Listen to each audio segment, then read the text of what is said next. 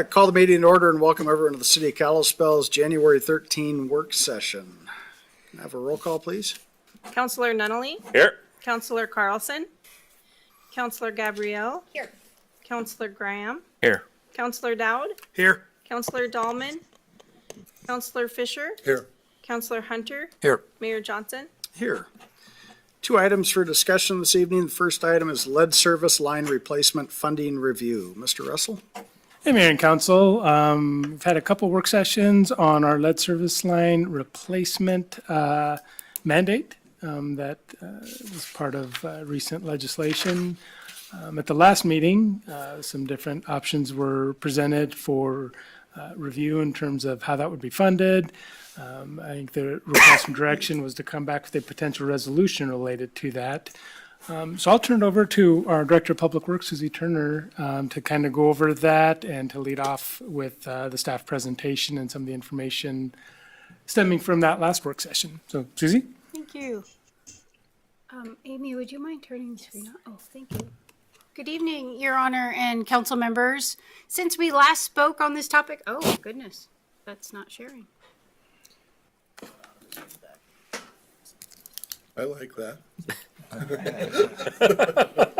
Want the armpit? Since we last spoke on this topic, the EPA has officially adopted the lead and copper rule improvements. Otherwise, we call it the LCRI.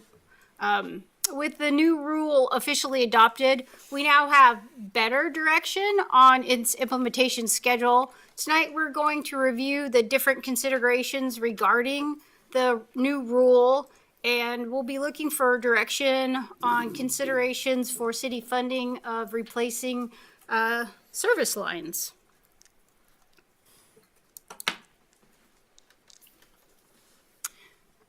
The regulatory timeline for the LCRI consists of completing the initial inventory and sending out notifications to our customers in 2024.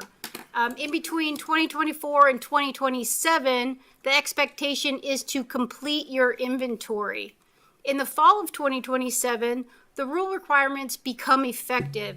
And what that means is we'll be required to develop a sampling plan, sample, perform risk mitigation for disturbances, and increase notification requirements.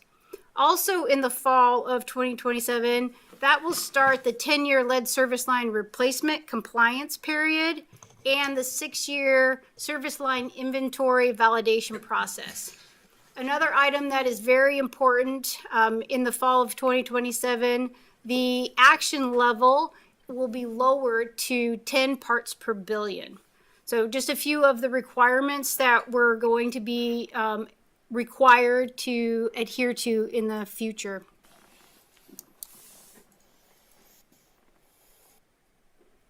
As I noted before, we did do our initial inventory. From that inventory, we sent out letters to all of our known lead service lines, our galvanized required replacement service lines, and we had to send out letters to all of our service line customers that we didn't know what that inventory was. We got pretty good response back from that letter from the unknown, so we did get a inventory of few from that. However, we still have a little bit of a ways to go. We also have to do a validation process. So as we were inventorying our service lines, we did a 1-point visual verification. The new lead and copper rule inventory, the LCRI rule requires us to do a 2-point inspection validation. So given that rules requirements, we're going to have to do about 180 potholes by 2034 to be in compliance with the new rule. So we're going to have to do 108 of them. And we believe we can do that in-house. So we're going to take that on ourselves and perform that potholing since we have till 2034 to get it done. But we're going to try to take that on ourselves to complete that. Our current inventory count, if you look to the table there on the right side, what we know of our system right now, we have 27 lead service lines that are street side. We have 8 service lines that are building side.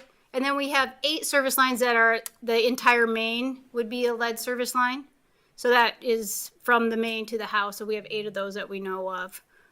We do have 57 galvanized required replacement service lines on the building side of certain customers. We also still have a little ways to go on our unknowns. So we have 483 of those. Sorry, I have a hard time seeing from my screen to the projector sometimes on there. So we do have about 483 unknowns remaining that we need to get inventoried. So we'll be working towards getting everybody inventoried within that 3-year before the compliance period comes up. So things that we're just continually working on as a part of that. And we'll be reaching out to those unknown residents or customers to be able to improve our inventory on that. Our standard monitoring is going to change in 2028. The locations will now be selected based off of our known lead and galvanized required replacement service lines. So we are going to, starting in 2028, we're going to have to sample 60 sites every 6 months as a part of the new rule. So there are other things that we have to consider with that. If we, during our new sampling plan, if we exceed the action limit, we will be required to either install corrosion control treatment, or we will have to replace all of our lead and galvanized required replacements within 5 years. So that's one of the new rule requirements. So if you exceed the action limit, you're required, again, corrosion control treatment, or you automatically have to replace all of them within 5 years. What is corrosion control treatment? That is the injection of orthophosphate into the water system. Orthophosphate then it coats the interior of the pipe system and creates a film barrier that between the water and the pipe, so that the lead cannot leach into the water as it flows through the piping network. It's sometimes could be considered a corrosion inhibitor is really what it is. So you would set that system up just like our chlorine system. It would be in tanks. The orthophosphate is liquid. It would be in, I believe it's liquid. It's liquid? It's liquid. That's what, it's a liquid system. You inject it into your water source just like we do, like our chlorine system is right now. So injection of orthophosphates, it's not a new technology. It's just a corrosion control treatment, and that's what you have to do as a part of that. There's really no other options for corrosion control treatment.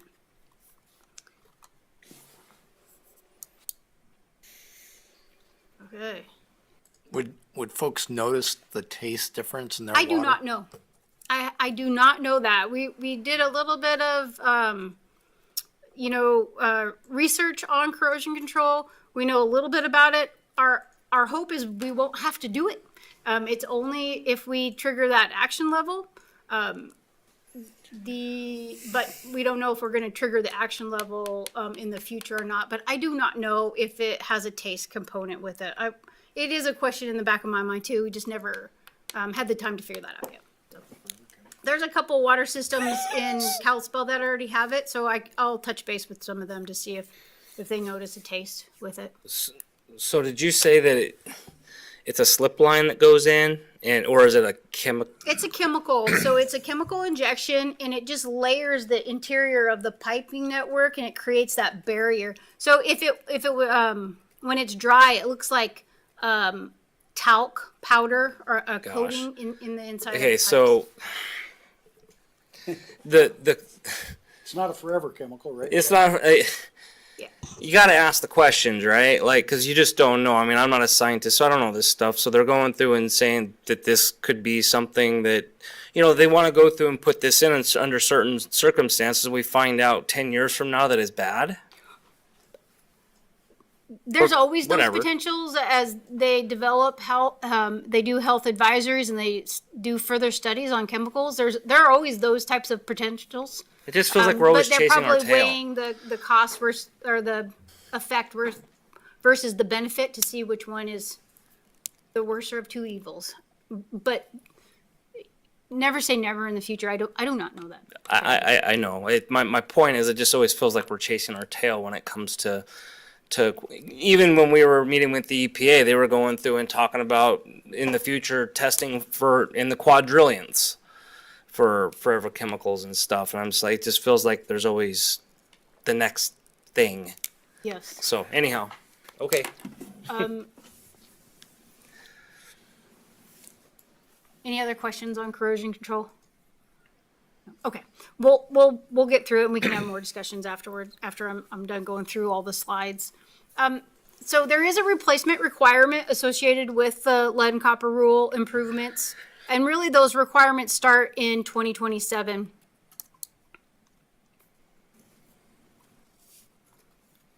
But it's really important to understand what those requirements are. A water system's obligation to conduct full service line replacements extends to those service lines under the control of the system. In other words, those service lines that the system can legally access to conduct a full service line replacement. If the system does not have access to conduct a full service line replacement, it is not required by the rule to replace the lead or GRR service line. But it does have to document those reasons, and you have to provide that documentation to the state. The city of Kalispell does not have control over the service lines because of our rules and regulations, which specify service line maintenance is the responsibility of the customer. Now,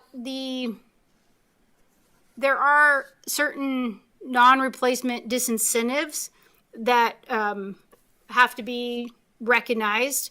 Obviously, if the replacements aren't completed, then you increase your risk of exceeding those action limits when we start sampling our new monitoring in 3 years. So because you sample now downstream of your known lead and GRR line. So you do have a higher risk of action level exceedance. But I would be remiss to say, I think it's important to say that our water is, we have really good water, and we don't have the corrosion characteristics that maybe you would have and find in Flint, Michigan, right? We have pretty hard water, we have a lot of calcium, and our water in the tests that when we were looking at it, it was on the non-corrosive side of the characteristics for water. So while there is an increased risk because of where we're going to sample and how much we sample, our water is pretty good, you know. But I just wanted to bring that all out there. That doesn't give it a guarantee that we won't exceed an action limit. Because when we sample for the first and fifth liter out of the houses. So you do sample, and the sample considers the pipe within the house, because we sample. So we ask for people to sample in their house, they sample the first liter, they fill it up, they sample 3 more, 2, 3, 4, and then they grab a sample out of the fifth liter. So really what you're sampling, your sample is representative of the water that's coming directly out of the house and the water that's coming from the service line. And then you have to report the higher of the two is what's considered as a reporting sample. So if you're wondering, the lead and copper rule improvement is one of the most confusing and what if types of regulations that we've ever had to deal with in the city. It's a very confusing, and there's a lot of different things that can happen as a part of it. Are there any questions with that? One of the other things that really comes out also is the extensive public notification process that is included as a part of this rule. So we do have to do annual letters that get sent out to all the lead and the GRR lines and the unknowns. And then we have to make 4 reasonable attempts to try to persuade the customer to replace their service line. So, and then we have to document those attempts. So we have to make 4 reasonable attempts to be able to do that. And then we repeat the annual notification annually. And then every time the customer changes hands with somebody sells their house and moves in, then the notification starts over and the 4 reasonable attempts also starts over. So there's just a lot of tracking associated with the new public notification process. Hey, Susie, correct me if I'm wrong, but just to clarify, when she was talking about the corrosion control and exceeding the limits and where we test, so, and I think I got this right, we could replace all service lines, service side, building side. We still have to do compliance monitoring, and we could get a hit because of a Somebody's inside lead the house. fixture or service line within a house that's not even connected to our system, and that would trigger corrosion control.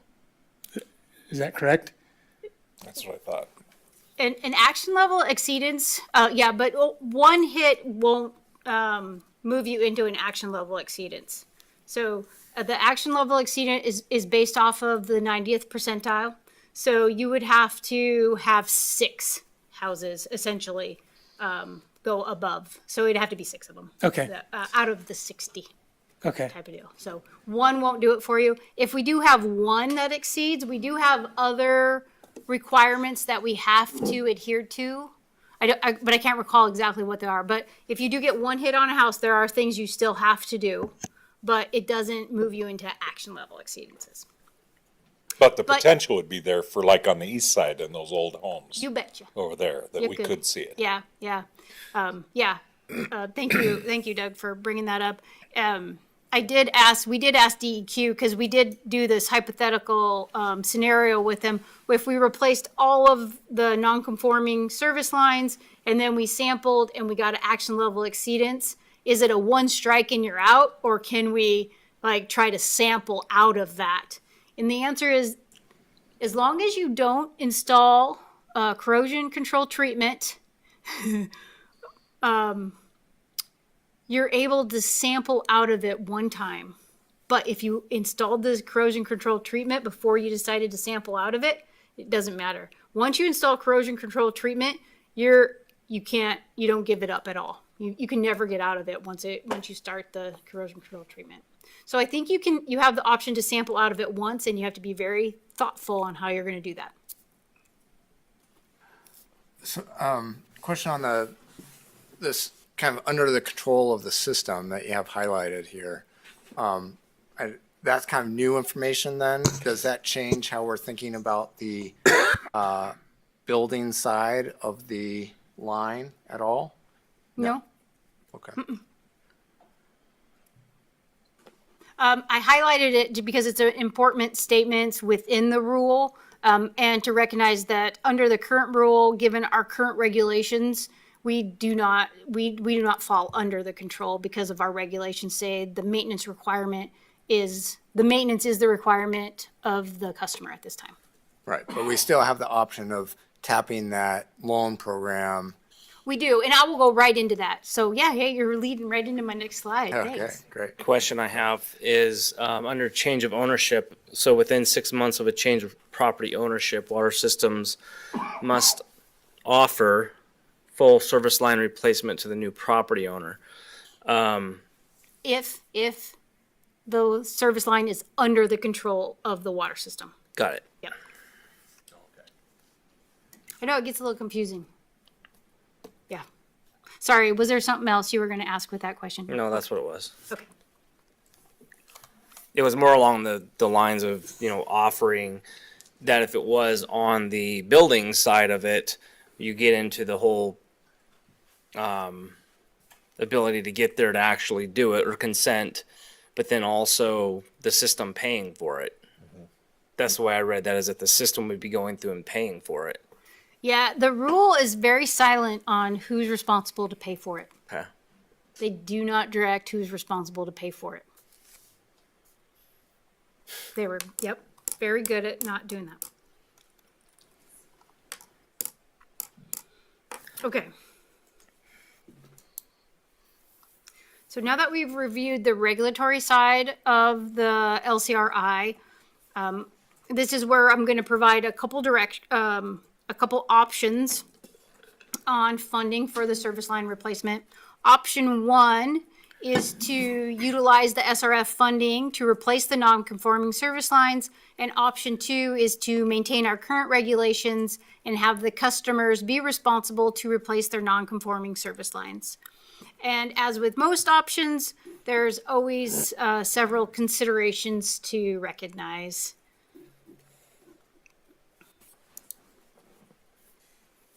Under option one, the city can utilize the SRF funding. We have allocated money for the funding opportunity, and to date, we estimate that we would need to get a loan for $2 million. 60% of that would be forgiven. 40% of that would be debt payment at a 1.5% interest rate. The last time we were in front of council discussing this, I did make the statement that we needed to make a decision because the SRF monies for this were going to go away. I did clarify with DEQ that money actually doesn't go away till 2030. So they don't have to expend the money till 2030.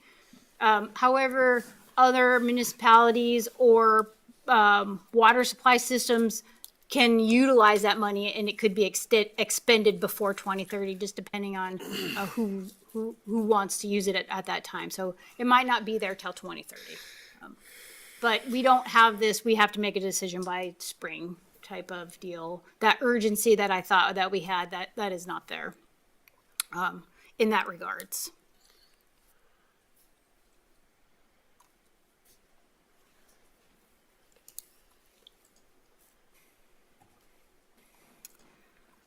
With this option, if we were to utilize the SRF funding, we are required to replace the service line from the main to the house. However, for service lines that have already been replaced with conforming, that we've already replaced as a part of the CIP project, we don't have to go back and replace that service line. We would just take it from the meter pit to the house. But it's just always a requirement, they say, in the conditions of the SRF funding. The water fund would be obligated to pay back that debt, and then the city would need to pass a resolution that would, like a one-time deferment on what our current our regulations state as far as maintenance of the service line. We did provide a proposal resolution for council's consideration that we can review if council decides to go that route tonight.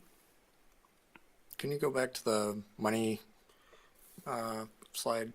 The what side? Excuse me. The SRF details. Sure. I just want to look at that again real quick.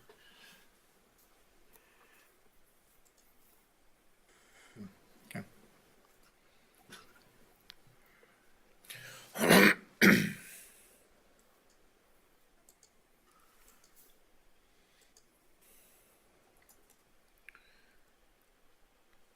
Was there anything else? Any No. question on it? No, just want to look at it again. Thank you.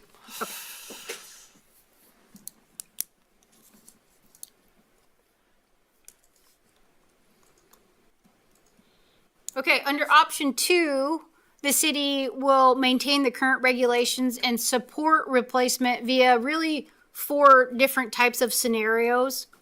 The city can oversee the replacement of construction and cover the upfront costs, providing customers with a 5 to 8 year deferred payment plan. The city water fund would need to allocate monies annually for these costs, which would then be repaid over that 5 to 8 year period. This approach does add some workload to the finance department. Really, we have to create a warrant fund and payments for those deferred payments and track those annual costs with municipal accounting practices. So it does create additional workload. We still have to do a resolution to adopt a different payment option. And that would look very similar to what we're doing with the 50/50 program. So it'd be a resolution very similar to that. And then, so then that would be the deferred option process. The second option would be for the city to oversee the replacement of the construction and the customer to just pay for the full cost at the time of construction. Third option would be for the customer to just manage the construction project and replace it at their own cost right up front. So full responsibility of the customer. And then you have your fourth option where the customer just absolutely refuses to replace the service line, which they could do. And really what that option means for us is continual public notifications requirements, just like I outlined before. We'd still have to notify them 4 times and try to help them recognize the need to replace the lines and try to encourage them to replace the lines. But really, it would be up to them to do that. And then we just have to keep track of it and everybody who didn't conform as a part of that. So that's kind of where the options that I could think of. Going through those are the scenarios, I guess you could under option 2. And with that, it completes all the slides that I have to review with council. I'm happy to answer any question council might have, and really looking for direction on option 1 or option 2 as far as replacement of the service lines. Did you say that option 1 requires that it go all the way to the building side too? It does have to go all the way. So Yeah. that's why there's no that's why there's no D, customer refuses to replace the line on You number know, 1. Chad, we could end up with that scenario. We ultimately could, because we don't have permissions to go to the building past the right of way. So there could be a few out there that say, no, I just don't want you to replace my service line at all. And then we would have to just maintain public notifications as a part of that. So we could, I mean, we could go knock on their door. We could say we're going to replace it all the way to their house, and they could say, no, I just don't want you on my property. And we would report that to the state, and we would, follow the rule as needed. But there could be a few of those out there. Well, and I think some of it comes down to like remembering these conversations from the last time we talked about this is sometimes I think there may be some of the circumstances where it's going to come down to where we're ripping out somebody's garden, their landscaping, their driveway, whatever it is, or killing, whether it's a tree with the roots or whatever one of those circumstances may be the reason for them going and saying they don't want to do it. So, okay, that helps, I guess. Is there been any estimation? It sounds like option 2 is a lot more work in terms of staff time, heavy.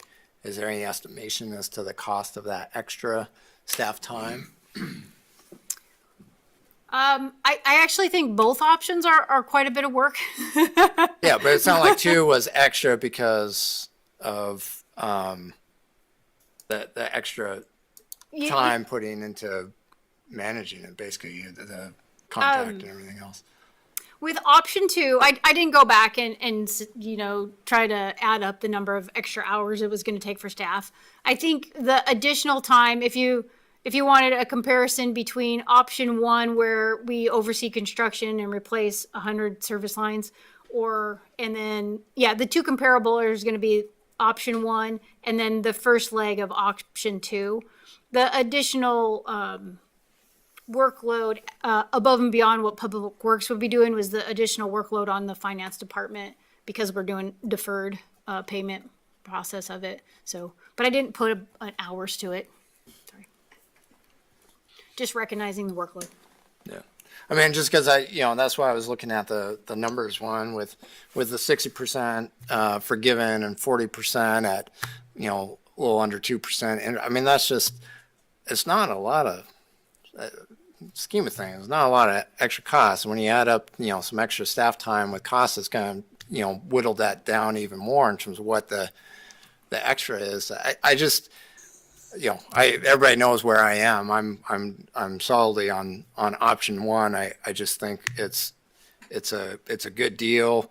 we're looking at obviously the EPA requirements, but we also have to consider the health of our residents and, kids who are in these households who may be getting exposed to this. And let's just get it taken care of. That it's no fault of their own. They, got into this housing without knowing that these pipes had the stuff in it. It just makes sense to come in, take care of it, make it easy. If you put it, it's going to cost you and pay back over 8 years. There are going to be some folks who are I just don't have the money. I'm not going to do it. And they may have young kids in the house. And I'd hate to see that. It just seems like such a relatively small amount overall that, and a really good deal that let's just get it taken care of and make sure that our kids are safe in the community.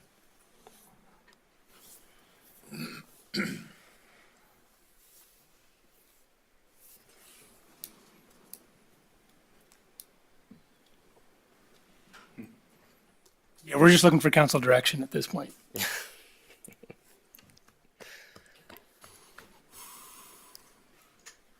Can I ask a question? On number 3, or I'm sorry, on number 2, C, where folks are going to make arrangements with their own contractor, are there going to be guidelines for who those contractors can be? No, under that circumstance, really the customer would be accountable to procure their own contractor, get a right-of-way permit, and perform the work. I'm thinking more of the do-it-yourselfers out there that happen to own an excavator or something and decide to just do their own. That's what I'm asking. That's why I'm asking that. Yeah, I think we would be able to support the work that would be performed in the right of way because that's the area that we really have control over. So if they were going to touch the right of way, we'd be able to manage that through a right of way permit. However, if let's say the meter pit happened to be on their property, they could connect there and do the full replacement without any involvement of us and just let us know that happened too. So I think if they're going to go through that effort, though, it's because they know that they're non-compliance with the rule, and they'll feel free to reach out with our staff to make sure that whatever they've done is in compliance and provide those inspections so we can verify it.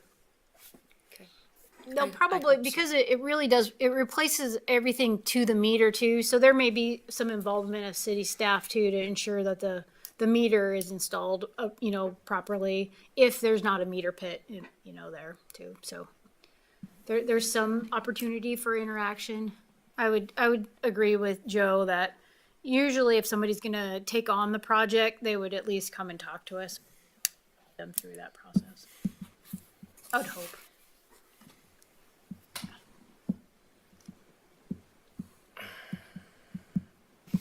Well, I guess I tend to kind of agree a little bit with Councilman Hunter on that, on his point, but in the same respect, that option one, if I'm hearing you correctly, there's still a whole bunch of Rumsfeld in that. We don't know what we don't know.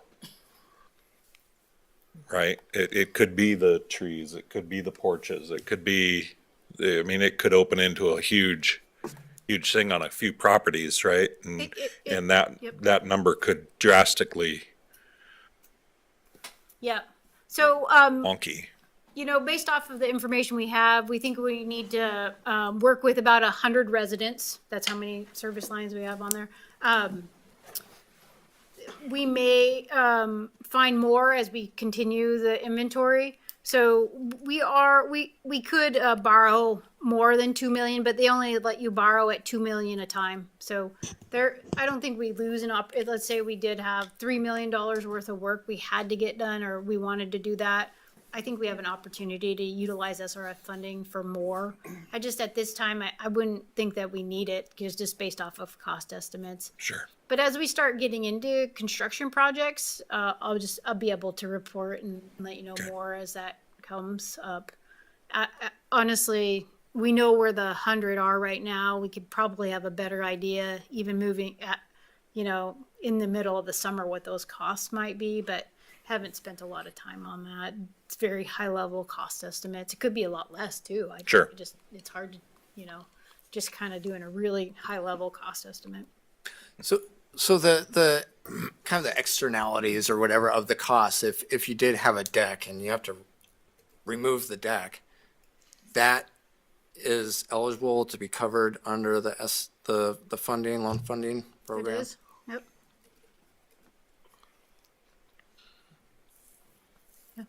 And we can't, if we choose that option, we can't say, well, we'll just cover the main work, but if there's a deck or something kind of like extra, that's on the homeowner or something like that. I don't think there's anything that limits us from doing that. I think the SRF funding really is there to replace the service line. And they recognize that you have to do surface improvements because you're open trench excavating. So I mean, I don't think that we wouldn't lose SRF funding if we said, hey, we're not going to replace your deck.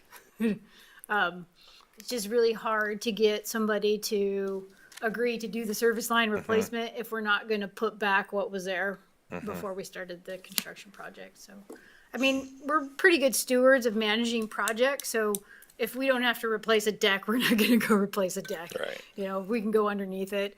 I think the higher cost you're going to see is when we run into concrete. Concrete's expensive, so that's going to be a high cost for us. Tree removal, we'll probably work through some of them, but sometimes if we have to remove a tree, that's pretty costly actually to do that stuff. So, and then maybe there's opportunity for us to build around things too. But again, those are just more items we'll get into during the construction phase of things. We'll try to keep the costs as low as we can because, you know, that's what we're responsible for. Yeah, I would just say if we're going to take that option on and have it be a city project, you would replace what you disrupt and disturb, even if that means it's a deck. I just think you're setting us up to fail Yes. if we don't. That's right. That, I mean, there will be challenges, and I fully agree that, boy, it's a shame that we'd have to replace, a third driveway that was added on later after that line was in. But it would be, there'd be a lot of conversation. No, I agree. It makes sense to just do the whole thing. Yep. I think for me, I and this may be differing from where I was the last time we talked about this because I really can't remember, but I think that I'm leaning towards the second one. I like that it gives more options for residents, and obviously between the two, I mean, the option was still there, for them to refuse the replacement. And I kind of think we're going to see a lot of that, maybe. But I think I'm going to put my yes on the second one. May I ask why, just to follow up on that, I'm curious. I understand that option 2 has more options, but if you're a homeowner, more options versus not having to pay for it. I mean, I think most people would be like, I want it paid for. Everybody would want it paid for. Of course they would. Not many people are going to want to go through and do, B or C probably. But the thing is, it is your house. I mean, there's things you go through and you buy a house, it's got a bad roof on or something, you got to replace the roof. We're not going to have a city-run roof program to replace the roof. But the roof's not going to affect the mental development of your child. Not yet. Who knows? 10, 15 years, and come out with another study. Oh, this is bad for whatever. It's the asphalt shingles or something. There's always something that comes up. Believe me, in the 20 years I've been building, something always pops up that's bad for you. So I just, we don't have anything that goes through and does this from the city for asbestos. In houses to go through and change out asbestos or vermiculite and stuff like that. Radon, yeah. The radon, all that. There's all kinds of stuff that regulations that come down that go and mitigate that kind of stuff. So, And you could go through and make the case of what you're saying, of it being bad for people, but there's no programs for that, for it to go through and get taken care of. So, I mean, I guess that's my response. Yeah. I mean, I see it, with lead, I mean, it's water, it's something they're consuming every day. I mean, asbestos is trapped. So here's the other thing, Ryan. It's in their house. If it's an old enough house, it's in the house. So are we going to get into the house and go through and replace the lines in the house? So I understand we're taking it up to the foundation wall and going through and changing it at that point. But if it's an old enough house, the plumbing in the house still has it. So I remember when we were talking about this before, my question was, how long, what's the length of pipe that it takes to go through and contaminate, water for lead? Is it just a foot, or is it a whole system, or is it a variable? Like if the whole house is all lead pipe or whatever, it's really bad. But if you go through and you have just a section of it, it's just not as bad. I don't know the answers to those, but I do know that the houses are going to go through and have lead in the system. So we're replacing it all the way up to the foundation wall and doing all this good, and then inside the house, until it gets remodeled, tore down to the studs, it has the old system in it. So, I mean, I guess that's my response. Yeah, and the resolution is drafted that this is a one-time thing, so I don't feel like we're at risk of setting a precedent that all of a sudden homeowners are going to come and say, okay, replace, everything else in my house. I'm not worried about that's toxic. Yeah, so we have an opportunity here to get some lead, probably a big chunk of the lead, out of these systems, and it's for minimal cost. When we know that there are going to be people who can't afford it and are going to say no because it costs and they don't have the money to cover it, why would we not? And they just may do it? go take care of it. If we don't think it's going to be setting a precedence, and I definitely don't think it is, then why not just let's take care of it? My question to you is, does it take care of it? Does it take care of it if the components inside the house are still bad? So the amount of lead exposure matters. So if you're reducing it, yeah, I mean, there could be lines inside the house are continuing to contribute. But if you bring it from, a higher level to a lower level, that's going to make a difference on the health of those kids. And how do you know that? Because I've looked into it. I've before I came on council, I was lobbying the school system to get lead out of their system. No, I get Because I that. tested, I looked into it. I've looked into this issue, and lead exposure. Yeah, I mean, the more lead exposure you have, the worse off the impacts are going to be. But you have a whole house that is bad. The plumbing in the whole house is bad. Maybe. Lead plumbing. So you're fixing it outside, but the components inside the house are not. That's what I'm saying. But you'll have less lead exposure Okay.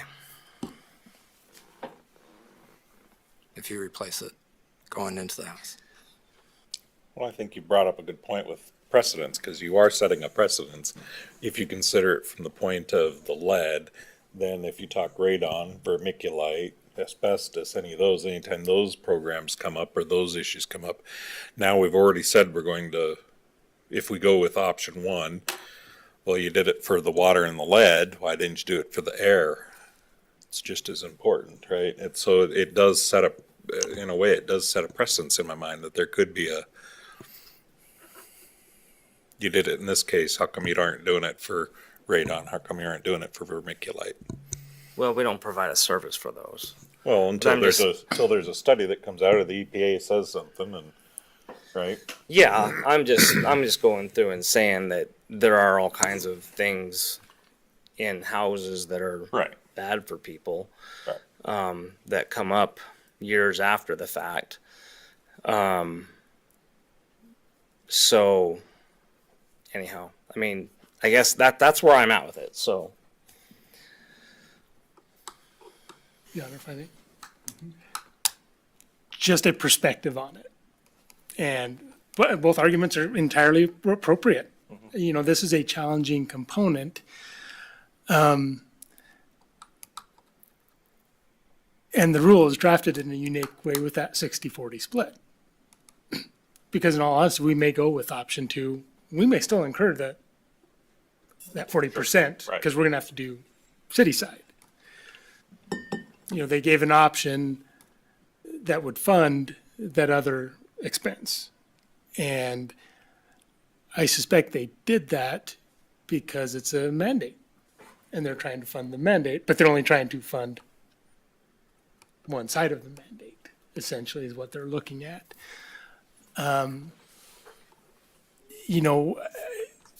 In the same essence, we've gone after the, funding for emergency contaminants already in there. So I look at it as the same way. The quandary they did in this one was, they're offering the funding to address 60% of the expense, which is great, knowing that municipalities may still incur that 40% no matter what way they go with it. And, it's that opportunity to aid in a new rule that they're putting in place. We went out and I can't remember if it's like 2014, 15, and we met with EPA then, and we talked about the emerging lead service line replacement, and they just couldn't give an answer of at what point, it's, any lead's bad is the only answer they gave instead of a criteria in terms of when that hits. I kind of suspect that they timed this with the infrastructure bill, probably kind of similar to some of the PFAS stuff of, hey, we have a challenging situation. It's going to be a huge cost burden. And again, we should also recognize that all this funding is through federal tax dollars anyway that are coming, they're trying to sift back. But in the challenge of what they're trying to do is create funding to ease that burden on the proportion of the people that are there. We're probably going to have the same expense, give or take, no matter what option you do from the city side and on the rates, because we're still going to have to do any of the street side. I think we're probably still going to have to do potholing and verification. Yeah, and that's kind of outside of what the costs are Right. to do the replacement. We would only do city side replacement if they start to leak. So right now, we don't replace city side unless it's leaking.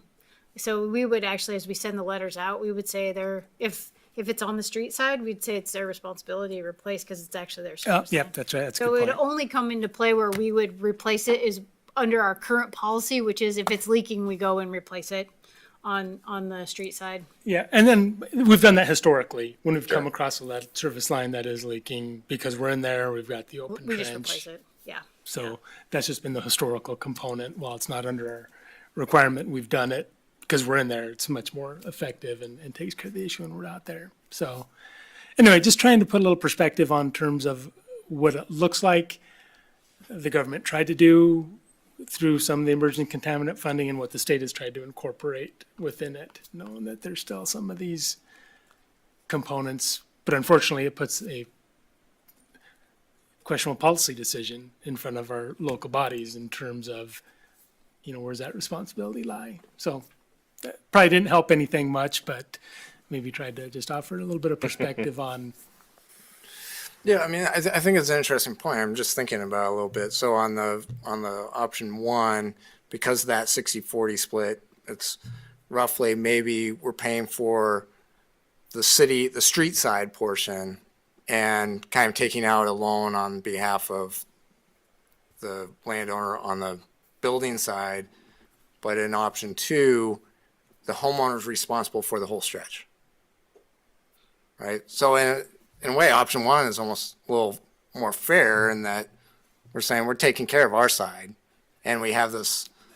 Yeah, and that's why I present, it's still the homeowner's responsibility. It's not our side. Yeah. It's Well, I it's know- actually just street I know side. That was under my our fault ordinance, for, I but it's painted still- that picture. Yeah, The thing was, we'd replace it if we come into a leaking no, I know. street side, so. I that understand was my under our paint. ordinance, but it's kind of like the same thing with the sidewalk to me, and in that we say the landowner's responsible for maintaining when it's on public property. It's a public use thing, and the service line, yes, it's going to serve the thing, but it's under public property. It's on the public property side of the line. So I understand the ordinance and the legality of it, but I don't like it.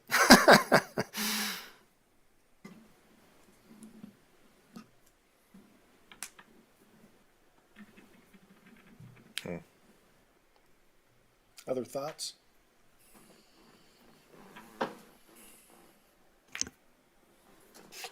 Look into the far side. Yeah. How does it affect the county? Not at all? Not at all, because it's. 'Cause it's not a municipality. The rule only affects public water supplies. So anybody that is a public water supply. So Evergreen, it does affect Evergreen. Yeah.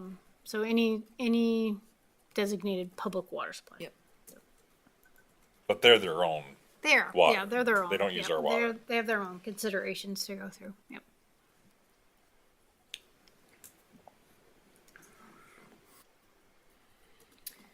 Do we know, have you had communication with your peers in other cities across Montana to see how they're handling it? Yeah, and it's there's just not all the systems are exactly the same, so their considerations fall back to their water systems. The city of Great Falls, for example, they're a surface water system, and they already do corrosion control treatment, so they have a hard line. They're not replacing any service lines that per their ordinances too, or in regulations that the maintenance responsibility falls to the customer. So hard line, it's on the customer to replace those. They're identifying them, they're letting them know, and they're following through all those practices. But for them, when they do their monitoring, the option to have to install corrosion control treatment, that option's off the table because they already have corrosion control treatment in place. So they don't have to worry about doing that. So, so like I said, there's like different considerations. Bozeman saw the writing on the wall of this rule coming down the pike 10 years ago, and they've done quite a few replacements already. So they only have they don't have very many to go back and replace. But they're also unique in that under their ordinances, they owned a portion of them up to a certain year. They owned up to the house. So, and then half of them, it's kind of like was split at one point. So, they were obligated to replace stuff because of their ordinances. So they're a little different. I think I'd have to go check. Those are the two that kind of come to the top of my mind, but it's kind of all over the board. Yeah. Potentially, but. So in a year, how many times do you come across that you have to replace a leaky service line? I mean, on average. On average. 30. Joe's telling me 30. 30 a year, kind of on average. Yeah, seems like a lot. So 3 years if we find that all these are leaky that have lead. Over time, maybe, I don't know, lead doesn't leak very much, so it's usually at the fixtures or the connections that they start to leak. Sure. So, yeah, to give a hypothetical of when we would be in there replacing these service lines would be really difficult to do. Sure. They could last another 20 years as is and be fine without leaking. But the majority of these Unless are, a leak starts somehow. majority of these somehow. are in the the downtown area. I think it would be more likely that we would do a CIP and replace it to the meter pit as a part of a project. Okay. Then we would for sure replace them as we go through with a project to get it put into a meter pit. So Okay. Fresh customer owns from the main to the house? Not, Yep. I mean, yep. and if we are replacing a water main and we find a lead service line, we replace that service line while we're replacing that main. Oh yes, we do. Yeah, we always Out have. of the, we've always done that out of the cost of just our general, out of our Yeah. rates. Yes. It's part of operating the system. But really what we're asking is, we have somebody pushing us saying, do this now within Right. this time frame, versus as you guys replace your mains and upgrade, where we're gonna do it anyway. I I get the precedents, trust me, I'm going both ways on this. But in all reality, we replace a main, we replace these lead lines. We're just being forced to do it on a faster time scale. Yeah, I guess that's true. Appropriately so, based on what we have for rules and regulations. I'm not a fan of one, but I'm leaning more and more that way just because of our past track record of what we do when we replace a main. We do it. We don't even ask. We don't go knock on the door and say, hey, you want to pay for this? We just do it. And just to clarify, Your Honor, we replace it to To the the right of way. Yeah. To the right of way. Yeah, yeah. So this extends past that. This would, yeah, for But the, this is where the 60%, as Mr. Russell's saying, this is where that other 60% comes into line. Right. Where, Right. yeah, it's, Susie, can you go back? It might be one of the first slides. It's the one that shows like the cross section of the house and everything, and the there.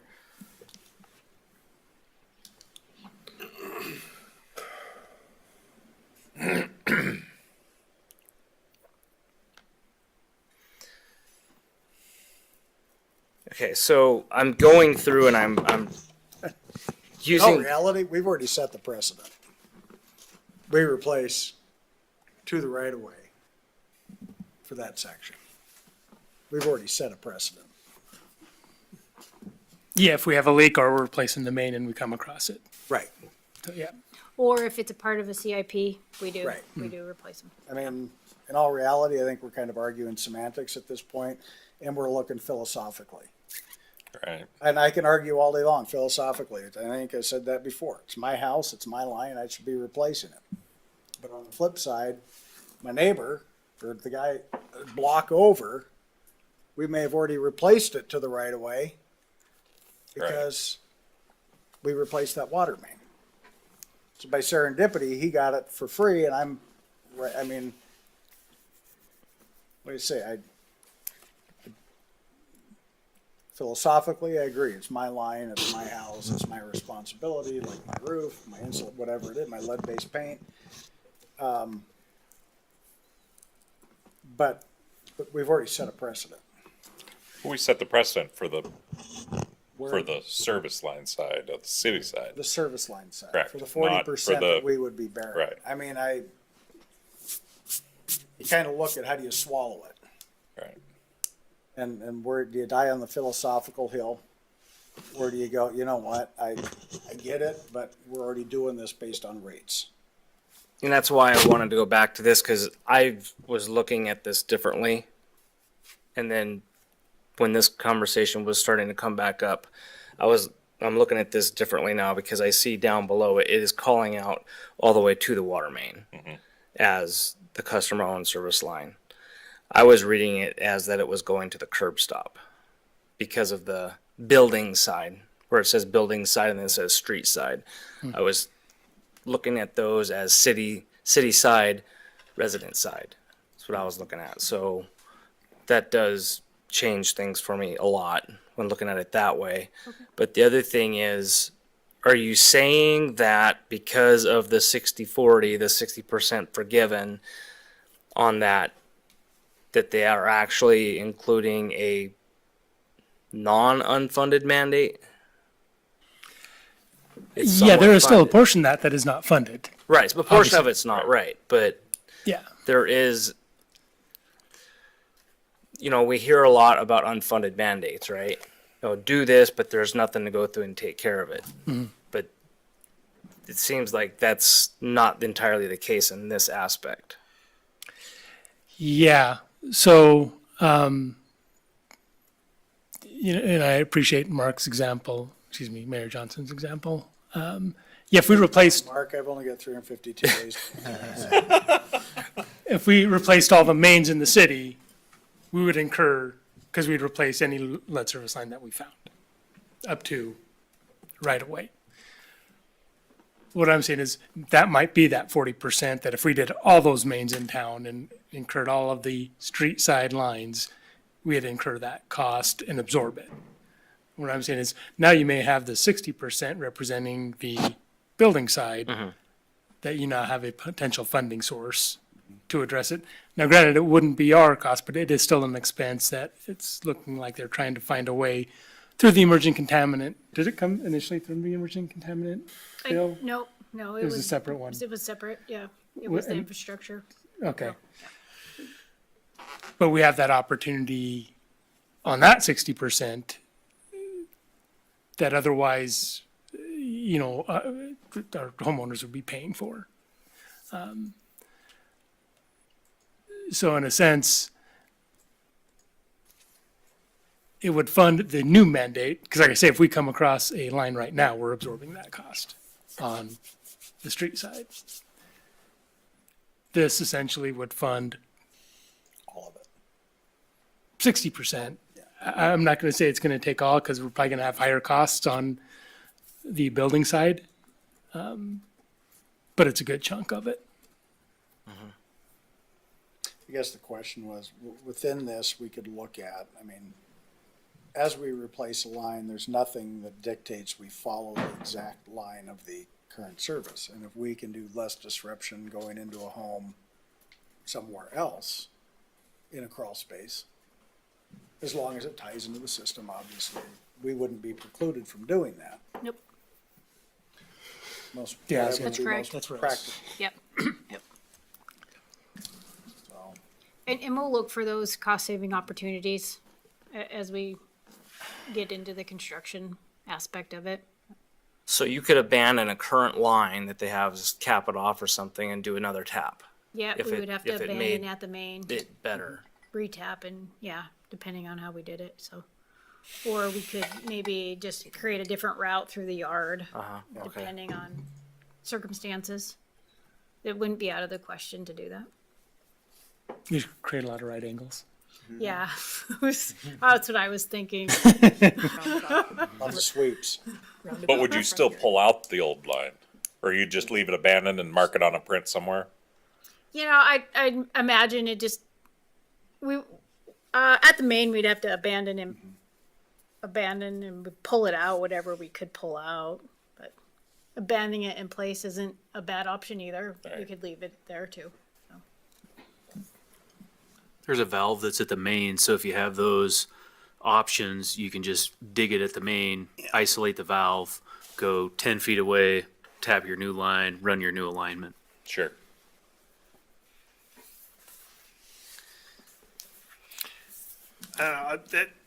This has me a little bit confused as well. Because, philosophically, I would always be on one side, but, if you look at the long game, when we run into these lines in the future, we're going to replace them anyway, right? They're just, like you said, condensing the time frame we have to do that. So instead of spread out over 100 years, spread over, a shorter amount of time, but they're paying for 60% of it with federal funding, right? So that's 60% you wouldn't have gotten if you would have done it yourself over time when you found them. So, it's going back and forth in my head. And at some point I'm just like, this is, everybody in Kalispell was at risk of being one of these people when the rule came down, if we didn't know the history of when the pipes were put in or whatever. And we're talking, a very select few that we have to actually go and do work on. And, like I said, if it was going to fund itself anyway, if they're funding it from the federal level and it's out there and we don't take advantage of it, that goes to some other community instead of ours. So I don't know. I'm up in the air. I have this thing about, I don't want subsidies. But when the money is there and then you don't take advantage of it and it just goes to some other city, right? It's frustrating. So, and obviously we don't have to make the decision tonight. We're looking for guidance and good comments either way. I guess the question is, are we ready to put it on an agenda and actually then have the deliberation and vote? I am back over on the first one. Yeah, I think general consensus is that what I'm hearing is one. Yeah. I gotta agree with Mr. Hunter and the comments. Part of me, Mr. Graham, you're so right. There's still gonna be some left in the home. It's never gonna go away. Some people will never deal with that. There'll always be some exposure for those folks, but ultimately, isn't this gonna be part of disclosure on buy-sell agreements and stuff too? It would come up in a home inspection where they're question, gonna is have that a required? right to know that they have it in be their home recorded? and. That's what- beyond my knowledge. I mean, people have I do not. personal choices here too, but I gotta go, option A, one. I really do. Well, it sounds like we have enough to put it on the agenda with, that as the initial one up for vote, and council can make any discussion choices related to that. If we're comfortable with that, because we can probably put it on next week's agenda and. I think maybe some of the findings of fact in there about what we do currently. Yes. and as we find them. Sure. It just helps that, Helps it. cool, this is the precedent issue. That it isn't just findings of fact, hey, we're gonna do this good. And then see, well, they were findings of fact, they found it, let's do it here. I mean, want some reasoning, but Would you like that in the resolution? Is that what the ask is? In yeah, the resolution? I Whereas, think, I think it would be good. Just what our policy has been, Oh, that really A is consistent. I mean, we can find pretty easily going for A is consistent with our existing policy of what we've done for lead line replacement on the street side. Yeah, I see a place where I think we can add some language in to make that in one of the whereases. yeah. Say that I again. said, I think under the third whereas, where we can put, we generally require consumers to maintain their own service lines, though we will replace if we run into one in the field. That is leaking, Yeah, yeah. yeah, something of that nature, or in a CIP replacement or Or a is main. it part of the capital Yeah. improvement project? Yeah, okay. But that, we would still need to make the exception We still do, yeah. as a yeah. one-time issue. There has been times, I'm trying to think, where in certain instances where we didn't replace to the main, the customer did, and we would fall back to that rule. And I'm trying to remember the exact circumstance, but I'm sure it had to do with a tree or something. That, hey, this cost is just too much for the city to undertake. You're responsible, so you'll replace it. So we have utilized that rule before okay. under certain circumstances, so. Okay, all right, we can do that. Any other suggestions on the resolution? Okay, Okay, second item, municipal code for unsafe structures and penalty application. Okay, so we've had several discussions related to property maintenance over the previous months.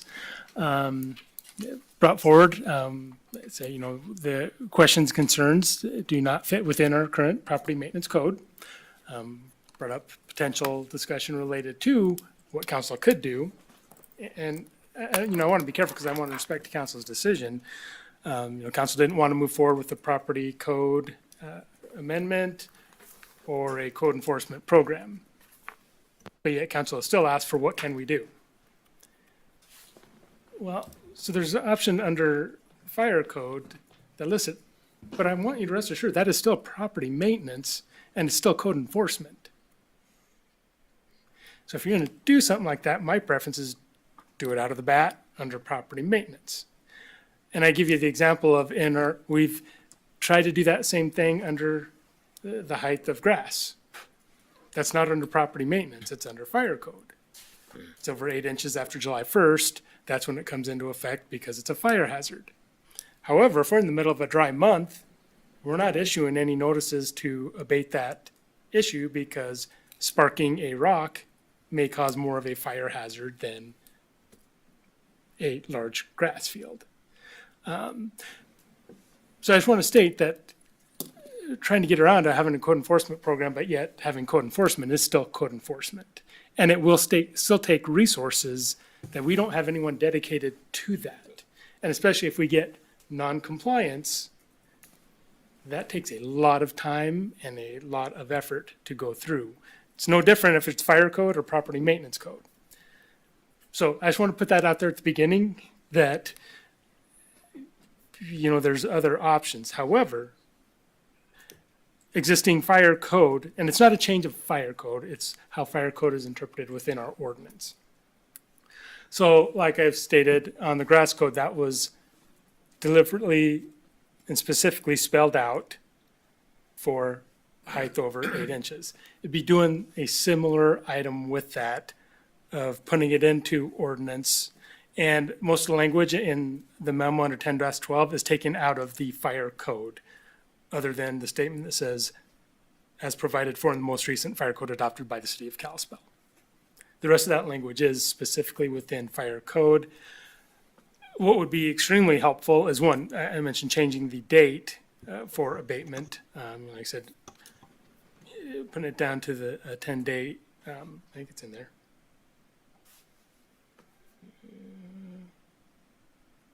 Oh, yeah, within 10 days of notice for abatement, but also making it civil. Because currently, under our city ordinance, a violation of fire code is criminal. But that is very hard to implement if you have a corporation versus a civil issue. You can put it in for abatement and orders of abatement and then make it more applicable to actually being able to abate and enforce once it goes through. And we have a whole bunch of things that should be changed from either criminal to civil or vice versa, civil to criminal. So that may be another work session coming up of like 80 other things that could be done. But this is an example of one. It just doesn't make sense to have it criminal to actually be valuable. So changing it to a civil would allow us to do that. And we are more than happy to go through with this change if that's what council desires. I just wanted to bring up some of those other things of it's still property maintenance. It's just under fire code. Still takes resources, still code enforcement, but it would provide for the challenges that council has expressed and some of the concerns you've been met with. This would be that one avenue. Now we're in a situation now where that specific property, we would do nothing with it because it is secured. And that is all that this would end up doing with that. So we are happy to answer any questions you have. And we're happy if council wants to implement this, and we would take that on. I just want to state that it is really a code enforcement component. It just happens out of the fire code, which would require fire department involvement and versus a property maintenance related matter. So with that, happy to answer any questions council may have. Does civil have a fine structure with it? If it's not responded to within 10 days, is there a penalty phase that goes with the civil? Yeah, and I'll turn this over to Okay. our city attorney. Sure, if you look at 112, for first violation, a civil penalty of not more than 300 shall be imposed. For each repeat violation, a civil penalty not to exceed 500 shall be imposed. But mainly what this allows for is alternative relief to money. We can actually go in and abate. That's the point of going to civil. Yeah, with a conviction, with a judicial With order. a judicial order. But that's what we would seek. Versus if we had under criminal code, we arrest somebody or summon them into criminal court. Okay. They've got a fine, and that's all we can do. Okay, so much like high vegetation is complaint driven. It's a neighbor, it's someone in the area, they complain to the city, a letter goes out. This would be the same thing. It would be neighborhood complaints, council complaints, somebody complaining, and it would, there's not a person out there policing this. Nope. Because of staffing issues. Right. Complaint driven. Complaint driven, someone from the city would investigate. We would have that department probably send a letter. The city attorney's office sends a letter. I mean, that's how our code enforcement has been going so far. And then we wind up into a municipal infraction. And that winds up in court, and if we get a ruling, then we can abate, and that would be somebody from the fire department going in and securing the building in the case of outlaw that we were. Well, we'd figure out an avenue for abatement. You know, it may not be that, maybe if we contract it out to someone and, put that on levy.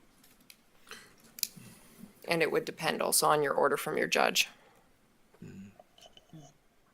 Similar to one of the other properties in town that we had. Somewhat. I'm sorry, I didn't hear you. Similar to another property close to by where you live, that we had an issue like this where we got a court order. Okay, got it. Okay.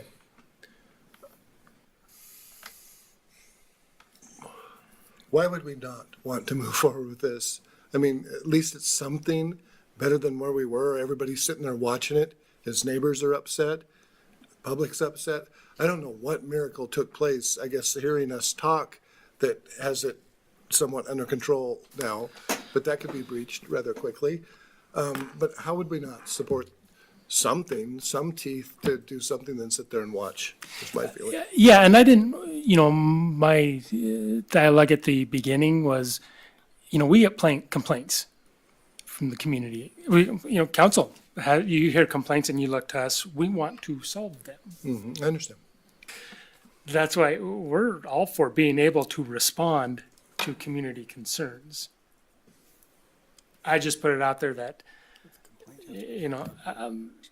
it takes resources. And just putting it under the fire code component doesn't eliminate what it is. So yeah, I have no problem with moving forward with this change, and maybe something more comes later. But yeah, I have no problem if council wants to implement this. The difference between having it under fire code and say a property maintenance code would be fire code, it's fire department that's kind of leading the charge on it. Property maintenance code, maybe it's the planning department that's leading the charge, or? Well, yeah, I mean, essentially, and I go back to that example with vegetation over 8 inches. We're putting it under fire code. There are sometimes, we won't issue a notice of abatement because the risk is higher for fire. But yet if it is a standard method within our property maintenance code, we're not waiting until July 1. It's an understood thing of, hey, you have a responsibility to maintain your vegetation at your yard under 8 inches or whatever that would be. It's more relatable of we are expecting certain things within our community, and that would be under a property maintenance code versus using a fire risk to, I can tell you, whenever we get high weeds, no one's ever saying that there's a fire risk next door to them.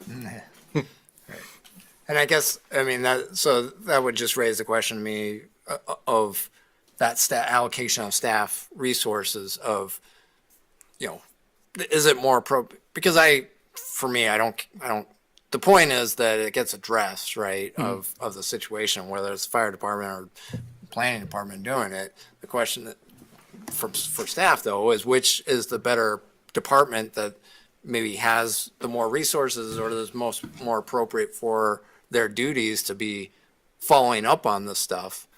So I would say what is the best is to have a dedicated code enforcement program.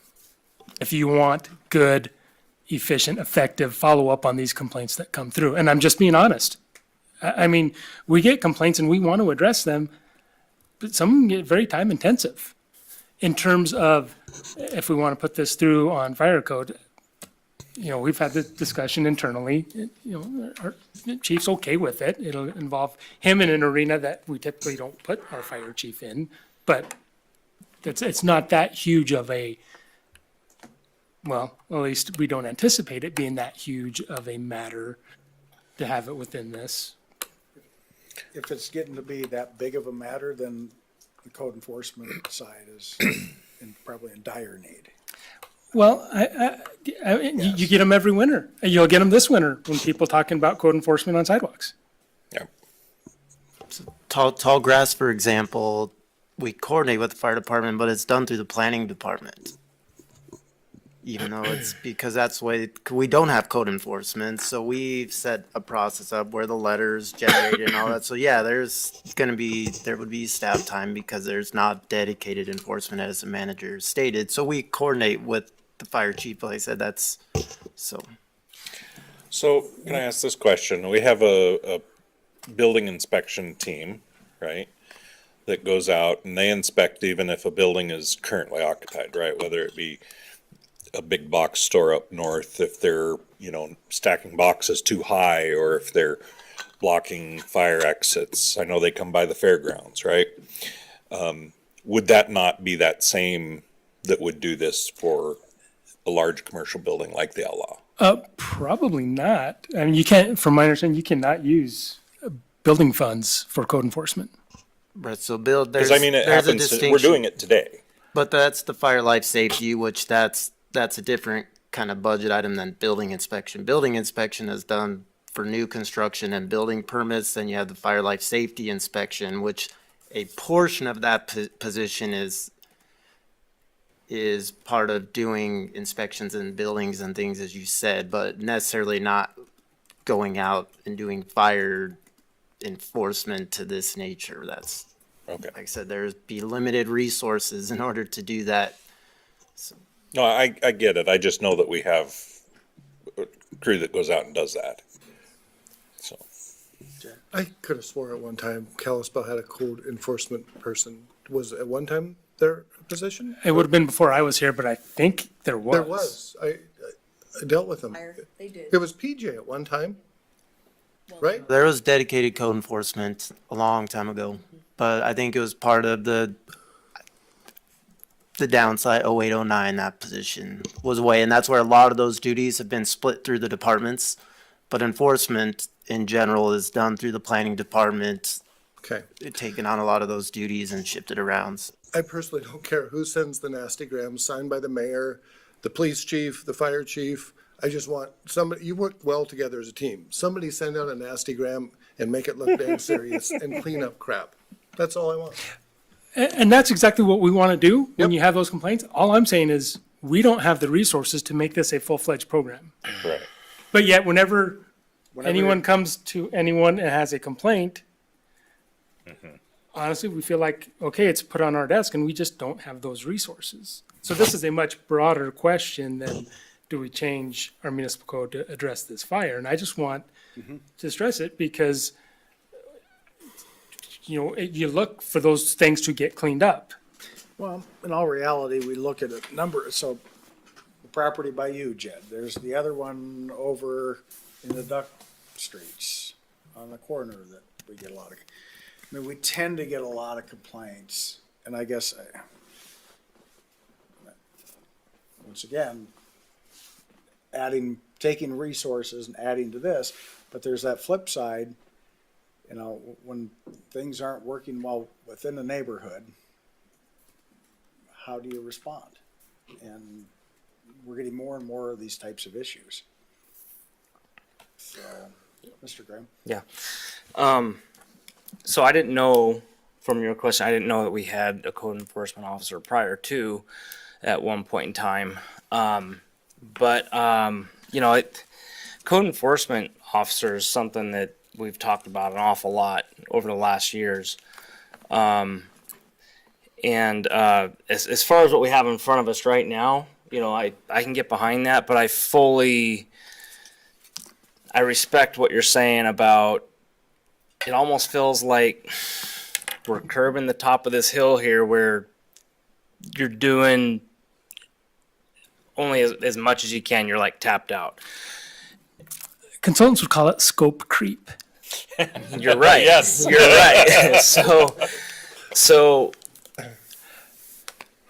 I appreciate that. it's always been something that we've always been very reluctant to go through and move into. And my question that I have is, you know, and this kind of flies in the face of that we used to have one, but at what point does a city get to the time, population, or whatever it is to where, I know what your answer is going to be.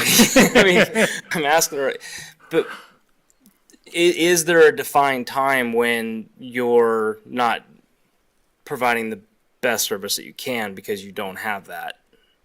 It's taking your guys' time away from stuff you're supposed to be doing. Yeah. So again, you know, we're service providers. We want to provide the best service that we can. When we get complaints, be it from members of the council, from the public, hey, we would love to immediately do that. Other than, I had one just came in last week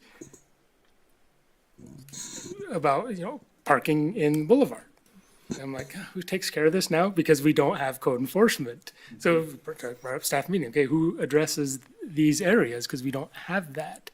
So I guess what I would recommend we do is move forward, putting this on the agenda to modify it for something right now, right? Then, in case something happens 2 weeks from now on a property, and then maybe a larger discussion on code enforcement during our budget work sessions. You know, I think it's time. I've been watching the LA deal, and those city council members make $220,000 apiece. Did you know that? I just wanted to bring that up. But give me a letter. I'll hand them out to everybody that calls me and complains. No staffing issues. We would, because that's out of scope of your work. I figured. Let's go, creep. I guess, And then the biggest thing is the follow-up. Because in effective code enforcement, you have to have correct. timely follow-up. And just imagine, okay, say you have 50 letters that go out for weeds. You know what the hope is? Compliance. Because you're probably not going to have staff time to respond to 50 more follow-up letters and keep it on a weekly basis, which sometimes that community expects. So that's a challenge. But yeah, if we can move forward with these changes within our municipal code right now, all great, and have a further discussion when we get into the budget workshops, great. That wouldn't hold anyone to putting any program in place. I would be doing a disservice if I didn't express that these take resources. And So on the resource side, when we do that, is there a way that we can find out from the Big Seven or the Big Ten, whatever they are, how many of them have code enforcement and to what level they take it? I think Flathead County has code enforcement, if I remember correctly. yeah, I'm pretty sure you're going to have the majority. They all and have it. strong We're gonna majority. be the outlier. I would think that is probably a safe assessment. We had a recent city attorney quarterly meeting, and most of them have it, and into your smaller communities, they have it. Fort Benton, Roundup have code enforcement officers. I think Whitefish does too. So I think that's all good information to have, that when we get to that budget time, to have that discussion. Sure, we can collect more of that information. I'm glad you brought it up though, Yeah. because we don't see that. As far as what the toll it goes and takes on, whoever's doing the code enforcement when a complaint comes, we don't see that. You don't let on about it, what the impact that it's having. So, I'm glad you brought it up. I know who the complaint department is. Don't I? I'll just reluctantly offer kind of my two thoughts of my hesitancy on code enforcement. One, to provide kind of a couple of examples of, like, my neighbor has a native bee garden in her front yard growing native plants, and they're well over 8 inches in the summertime. And I'd hate to see code enforcement tell her she can't have her bee garden, because it's a fire hazard. And I know folks who just live in poverty and they have some junk cars in their driveway. And yeah, it looks bad, but you gotta sympathize with their situation. That's different than the outlaw with all their weeds and problems, or this guy kind of in this other neighborhood that we've had such problems with, where the whole property is covered in junk vehicles and stuff. So there's kind of a level there, and getting into the ordinance of defining what that difference is, I think is really difficult. So there's a balance there between solving problems and harassing people that I just don't know where that line is, and I struggle with it. And so that's one reluctance I have to having code enforcement, because I worry that we'll dip into, because it's a full-time position, and then that's all the person's doing, and all of a sudden, they're going after everything, and some of it really is better, in my opinion, just to be left alone. The second thought. All in the eye of the beholder. Yeah, I mean, some of it, it's really, it's a matter of opinion, whether, just how bad it is, and whether it needs to, and I've heard some of it from people I agree with on a lot of things. I'm like, what, that's fine. Just let it be, you know. And the other thing is just that allocation of resources. You know, if we're going to be hiring a new staff person, you know, housing is kind of my thing, and I'd like to see more resources and staff towards, you know, like a housing coordinator, affordable housing program administrator, or something like that. And so I'd be more inclined to go that way if we're going to be hiring a new staff person, particularly in the planning department, community development department. So those are my two areas why I'm a little bit hesitant. But in a situation with the outlaw, yeah, I'd love to have somebody be able to kind of bird dog it. So. Yeah, so we're good moving forward. We'll put both these items on the agenda for next Monday night and move forward. Okay. Any public comment?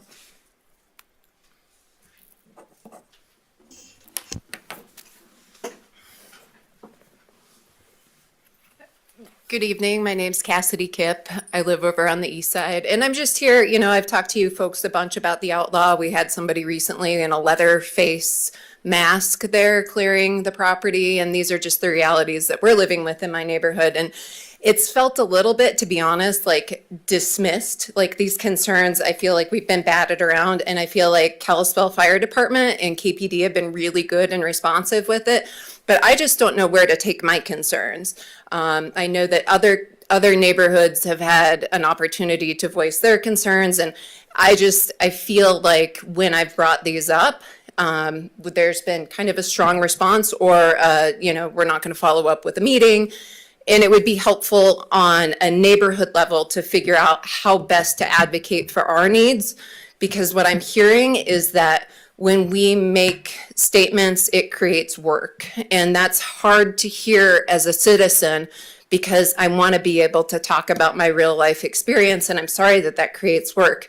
I also am hearing that there's a resource allocation issue, and I totally understand that. I too, live in this world and see that we have, to-do lists that are stacking up.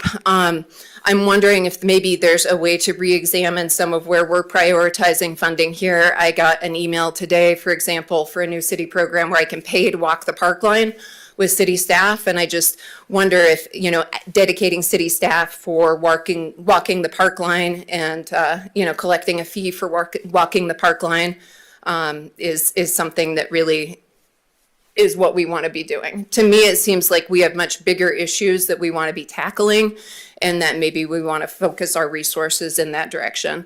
This process has been sad. It's been really, really helpful talking to the police department, who I think have been awesome and responsive.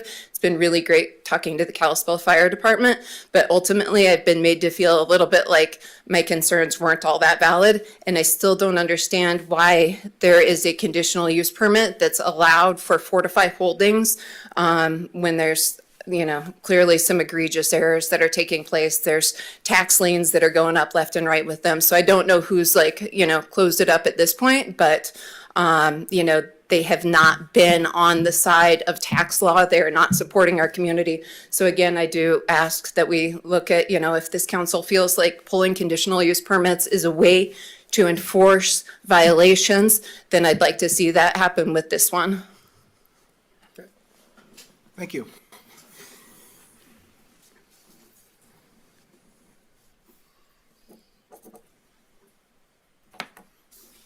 Anyone online? No? Okay, Mr. Russell, city manager report.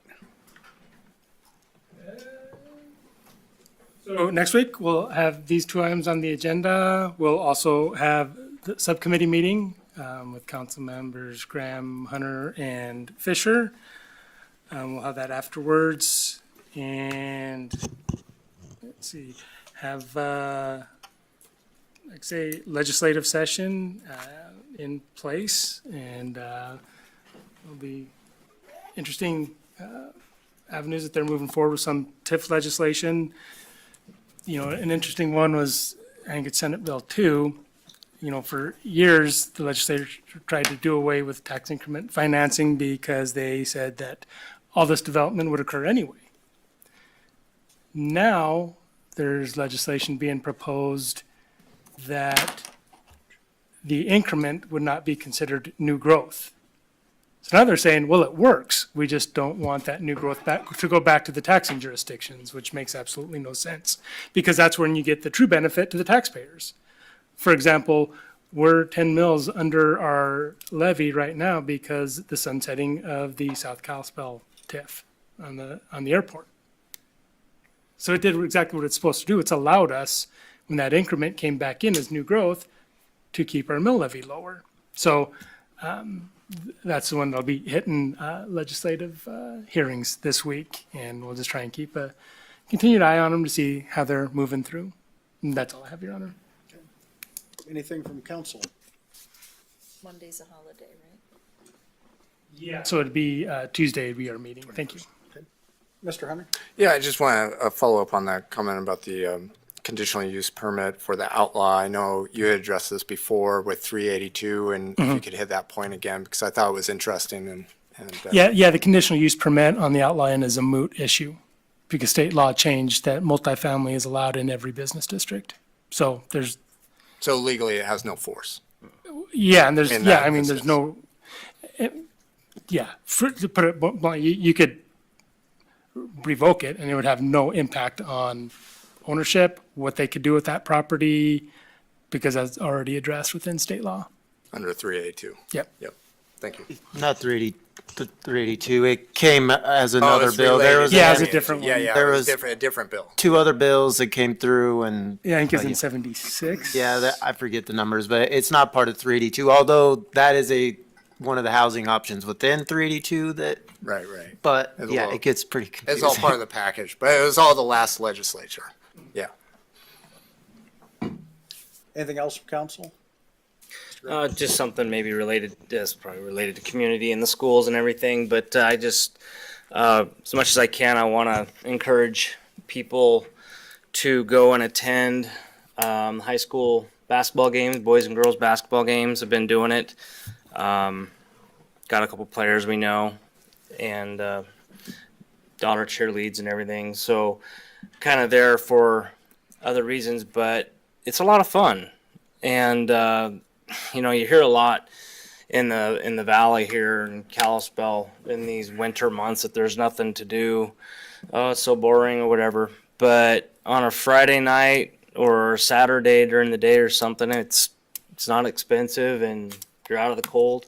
It's fun to go watch these kids, you know, show their skill and everything. So I would recommend people look into doing that. And the stands there are not a lot of people that do it anymore. I mean, I remember being in high school and it would be standing room only for these sports and everything. So I don't know what happened to kind of turn that off, but I want to do it. I put it out there to encourage people to go watch some games, regardless of if you know anybody doing it or not, because it's still exciting.